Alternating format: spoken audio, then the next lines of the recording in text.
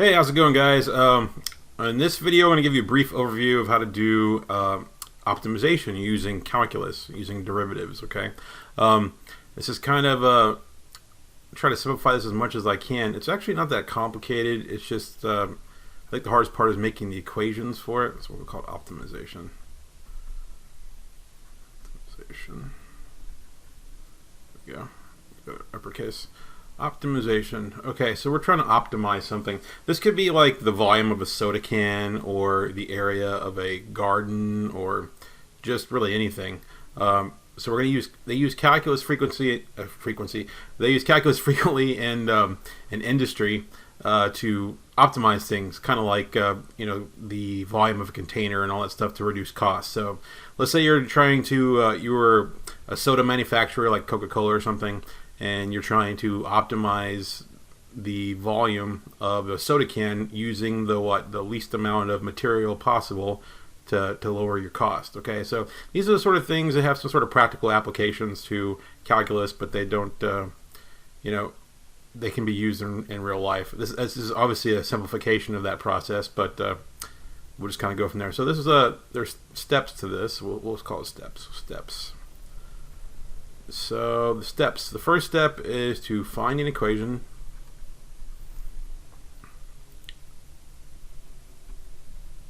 for what you are trying to optimize.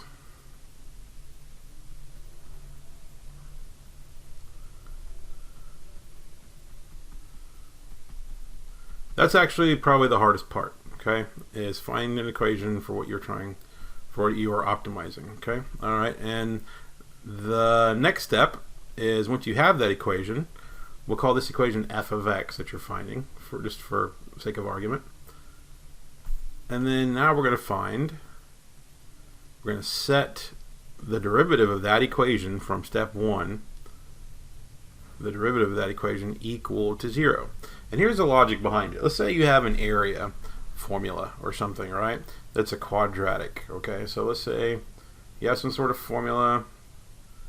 It's a quadratic and it's opening upside down. So this is kind of what, let's say this is what f of x looks like.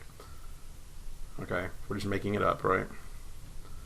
And I want to find the value of x right here that makes f of x a maximum. Let's say that f of x was an area.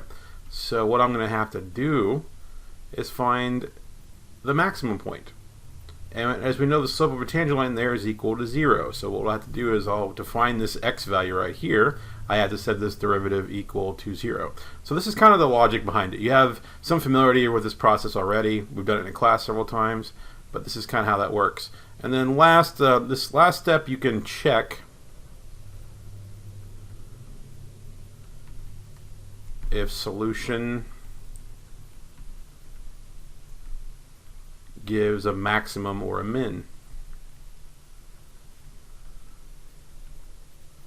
or a minimum. So you have to be very careful, because sometimes you get functions that kind of do something like this, right? And let's say I set it equal to 0, this derivative. This could be technically a minimum or a maximum, and if you have two solutions, you're going to have to, use the one that gives you the correct answer from whatever the question is. Sometimes I'll ask you to find a maximum, sometimes I'll ask you to find a minimum. Sometimes there's only going to be one answer, sometimes there'll be two answers, but one of them is not possible. There's lots of different situations you could run in, but if we follow the 3 steps here, then we'll try to make that work, okay? So let's make up a scenario where this would come into play. We're just going to make up a problem here, an example of an optimization problem. Okay, so let's say here we have a water or something. Okay, so we have here's what I'm going to do. We're going to make a pin for an animal of some sort. I don't know. For a pig, okay, like a pig pin. And there's going to be water right here. So there's water. So we're going to build this pin alongside a river or something. So the pig is going to be enclosed inside of a pin here, whatever it is, okay? So it's going to have 3 walls, and then the third wall, this is just going to be the river. Okay, so pigs can't swim, obviously, right? I don't know if that's true or not. I have no idea. I mean, I don't know that, so I'm just saying that. But let's just assume they can't, even if they can, okay? Could turn out that I say they can't swim and they're probably the best swimmers ever. I don't know, but let's say that. So I want to maximize the area of this pin. So we're going to have this dimension, we're going to call this X, and this dimension Y. This will be my width and my length of this pin. It has 3 walls, and I want to maximize the area of this pin. Now, another stipulation, so here's the goal. Goal is to maximize pin. Maximize area.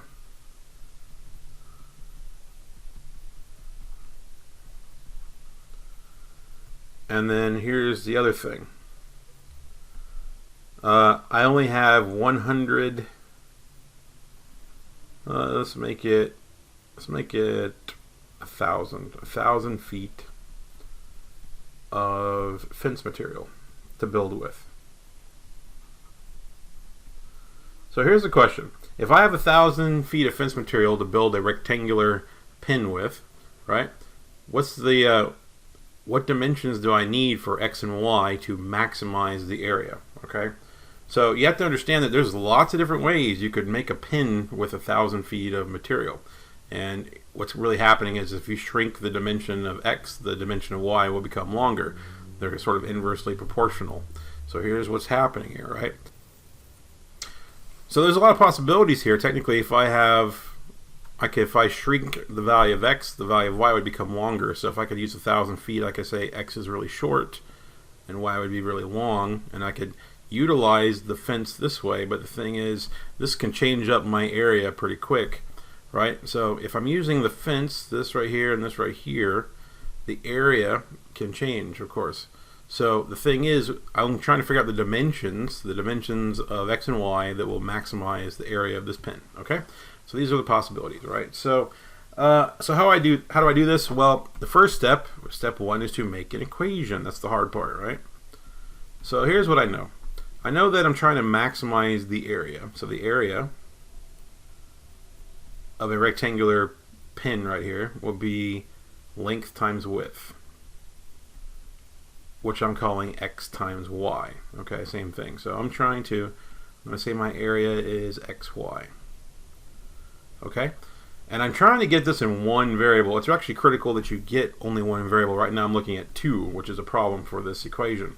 So what other information do I have? Well, I know that the amount of fence that I have material to build with is equal to 1,000. So if I look up here, and this is kind of what I'm envisioning, I'm going to have 2X dimensions here and 1 Y. So I need 2 walls that are going to be X and one's going to be a Y. So how do you find? So that means that 2X plus Y is going to equal, when I add them together, 1,000 feet of material. Okay, so what I'm going to do here is I'm going to solve for one of these variables and plug it into this equation right here. Okay, and we'll solve for Y. We're going to say Y is going to equal 1,000 minus 2X.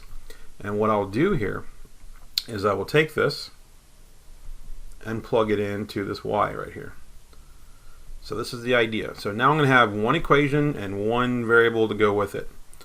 Okay, one equation for A and one variable which will be my X. So here's what I'm going to tell you. My area is now going to equal X times 1,000 minus 2X. Okay, and I can distribute that if I want. This will give me 1,000 X minus 2X squared. So that's my area equation. So that was step 1. One equation, one variable. That's the idea. Okay. Step 2 is to take a derivative and set it equal to 0.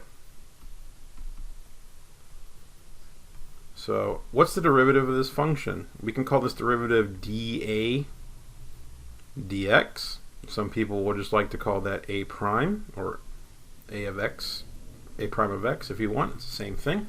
And we'll take the derivative of this function right here.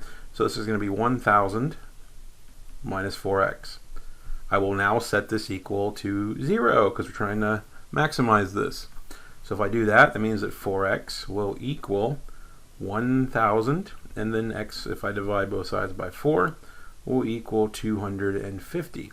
So technically what it's telling me is if I make these dimensions right here 250 each, that will maximize the area of the pin, is what I'm telling you. Okay, so how do I know it's a maximum? We could try this with step 3. and we can test to see if it's a maximum or minimum. There's a couple ways you can do this. You can use a sign chart with the first derivative, or you can use a second derivative, which is what I usually do.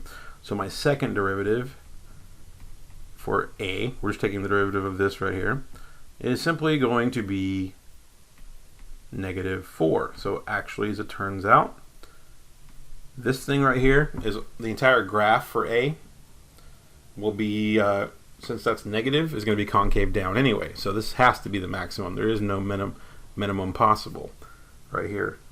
Okay, so this is going to be your maximum already. So that's all there is to check, really. Nothing going on there. It's the entire graph is concave down. So since there's no concave up anywhere in the graph, there's not going to be a minimum point that you have to worry about, which is really nice. So this right here will give you the maximum. Let's say I want to know what is the maximum area. What is max area? Because technically I don't know the maximum area, I just know the dimension x that'll give me the max area. So the area I told you was this function up here, this function up here. So we know the area formula is 1000x minus 2x squared. So to find the maximum area, we're going to plug in what for this x? 250. So this is going to be 1000 times 250 minus 2 times 250 squared. Okay, this will give me my maximum area in whatever units. So let's just put that in the calculator, okay? Let's clear this screen actually. Alright. So I got 1000 times 250. Oops. Times 250.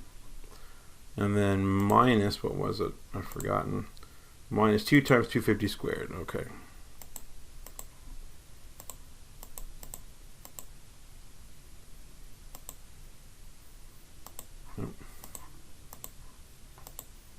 So my maximum area is actually 125,000 square units or feet or whatever this is for these for the restrictions. So if I had 1,000 feet of fence, this is the maximum area I could possibly create, and that's how you do optimization problems. That's just a quick overview of a very simple example. As you do more examples, you get more comfortable with this, but that's basically the gist of what you're doing. So you're going to use derivatives to optimize things. Okay.